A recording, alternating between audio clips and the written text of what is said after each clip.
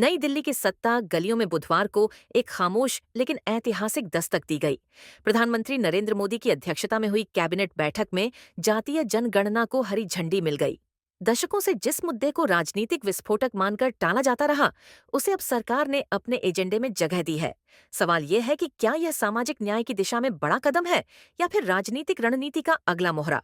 1931 के बाद अब क्यों अहम है यह फैसला। भारत में आखिरी बार जातिगत गणना 1931 में ब्रिटिश शासन के दौरान हुई थी। स्वतंत्र भारत में 1951 से लेकर अब तक केवल अनुसूचित जाति एसएससी और अनुसूचित जनजाति एसटी की गिनती होती रही है।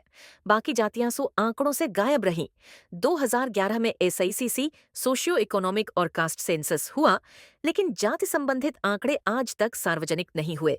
जाति जनगणना का सीधा अर्थ है यह जानना कि किस जाति के कितने लोग इस देश में हैं, उनकी सामाजिक आर्थिक स्थिति क्या है और सरकारी योजनाओं से उनका कितना जुड़ाव है।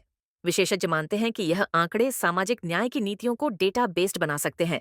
ओबीसी की हिस्सेदारी यदि बढ़ी हुई सामने आती है तो 27% आरक्षण की सीमा पर फिर बहस होना तय है। राजनीति या नीतिगत सुधार। सरकार के इस कदम को विपक्ष की लंबे समय से जारी मांग और जन भावना के दबाव से भी जोड़कर देखा जा रहा है। बिहार, तेलंगाना और कर्नाटक पहले ही राज्य स्तरीय जाति सर्वे कर चुके हैं।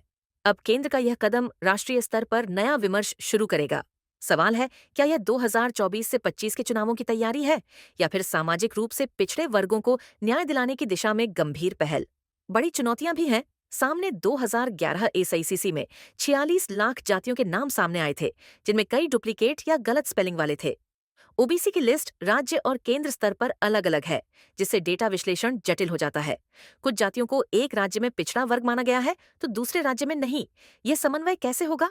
तो आखिर सवाल उठते हैं, क्या सरकार आंकड़ों को पारदर्शी तरीके से सामने लाएगी? क्या जातिगत आंकड़ों के आधार पर नई आरक्षण नीति बनेगी? क्या इससे सामाजिक बंटवारा और गहरा होगा या सामाजिक न्याय को मजबूती मिलेगी? जाति जनगणना केवल आंकड़ों का खेल नहीं है, ये भारत के सामाजिक ताने बाने को फिर से समझने और गढ़ने का एक प्रयास है। ये कदम जितना बड़ा है, उतनी ही बड़ी इससे जुड़ी उम्मीदें और चिंताएं हैं।